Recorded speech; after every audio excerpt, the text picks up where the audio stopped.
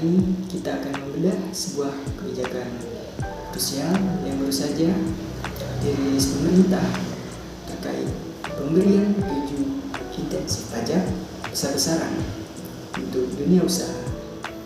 Langkah ini diambil bukan tanpa alasan. Di tengah ketidakpastian global dan isu mengenai daya beli kelas menengah, pemerintah mencoba menyiram mesin ekonomi agar tidak macet di tahun 2025. Kita akan membahas mulai dari perpanjangan tax holiday hingga intensif properti. Apakah ini murni bantuan untuk pengusaha atau ada dampak nyata bagi masyarakat luas? Mari kita bedah satu persatu.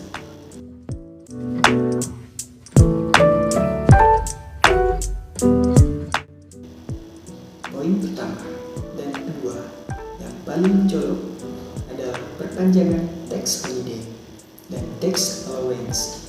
Bagi Anda yang belum familiar, tax holiday adalah pembebasan PPh badan secara total untuk jangka waktu tertentu. Sementara tax allowance adalah pengurangan pajak berdasarkan jumlah investasi yang masuk ke dalam negeri. Mengapa ini sangat penting? Saat ini pemerintah sedang mengejar target investasi besar di sekitar hilirisasi, terutama untuk komoditas nikel dan industri semikonduktor. Dengan memperpanjang intensif ini hingga akhir tahun 2025, Indonesia ingin mengirim pesan kuat kepada investor global bahwa Indonesia masih merupakan tempat yang paling kompetitif untuk menanamkan modal. Dampaknya secara ekonomi tentu sangat signifikan. Masuknya modal asing atau FDI ini akan memperkuat kurs rupiah dan menciptakan ribuan lapangan kerja baru, terutama di daerah-daerah industri yang sedang berkembang.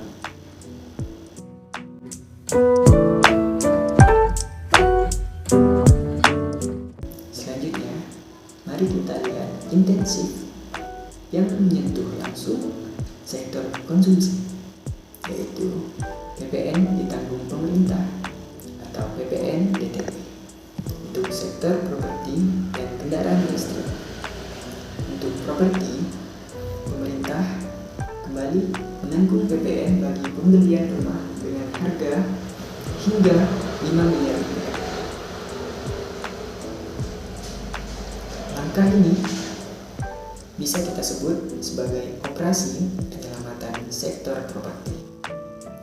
Anda perlu tahu bahwa properti adalah tulang punggung ekonomi karena memiliki keterkaitan dengan sekitar 170 subsektor lainnya, mulai dari pabrik semen, baja, furniture, hingga jasa tukang bangunan. Jika sektor properti bergerak, konsumsi rumah tangga akan ikut terangkat secara otomatis. Begitu juga dengan intensif kendaraan listrik. Ini bukan hanya soal gaya hidup hijau, tapi strategi jangka panjang untuk membangun ekosistem baterai di dalam negeri. Tujuannya jelas, agar kita tidak hanya menjadi pasar konsumsi, tapi juga menjadi produsen utama di rantai pasok.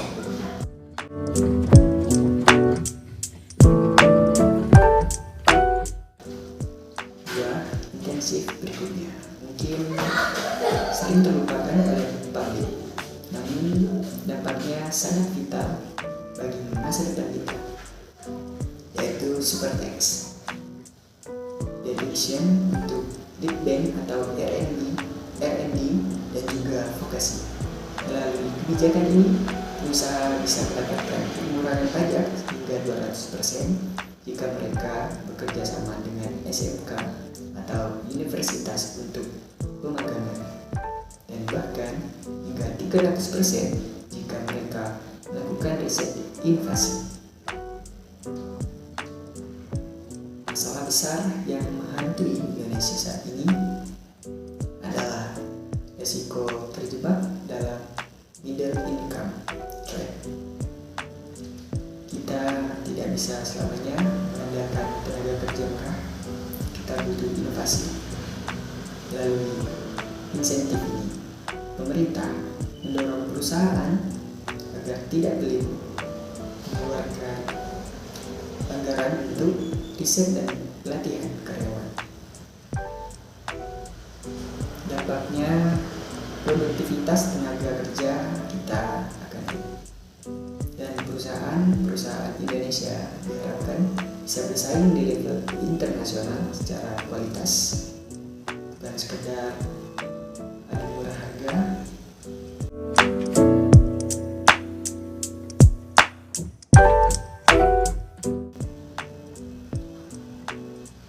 Poin terakhir yang juga krusial adalah fasilitas pajak di kawasan ekonomi khusus atau KIK.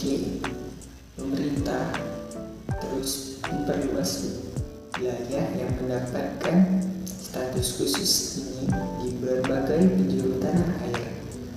Tujuannya tentu saja untuk pemerataan ekonomi. Pemerintah ingin investasi tidak hanya menumpuk di Pulau Jawa saja. Dengan intensif pajak di KIK wilayah seperti Seiman-Kei, Mandalika, hingga Galang Batang memiliki daya tarik ekstra bagi investor. Namun, kita juga harus jujur melihat tantangannya. Keberhasilan KIK sangat bergantung pada kesiapan infrastruktur pendukung di luar pajak seperti ketersediaan listrik, akses jalan, dan pelabuhan. Jangan sampai pajaknya sudah murah, tapi biaya logistiknya justru masih sangat mahal.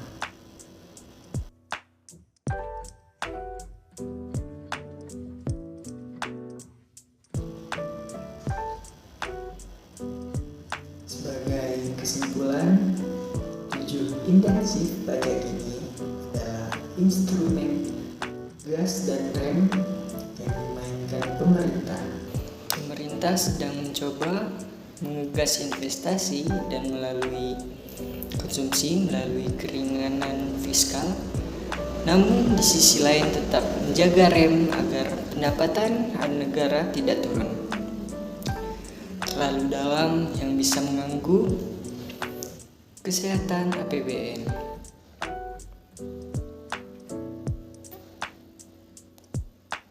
Pada akhirnya, keberhasilan kebijakan ini akan sangat bergantung pada dua hal.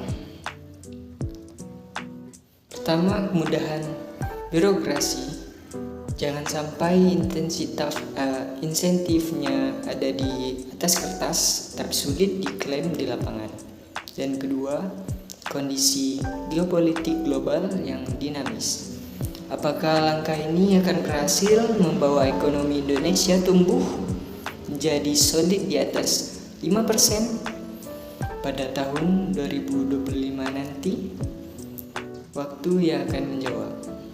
Namun yang pasti bola kini ada di tangan para pengusaha untuk memanfaatkan karpet merah yang sudah digelar lebar oleh pemerintah ini.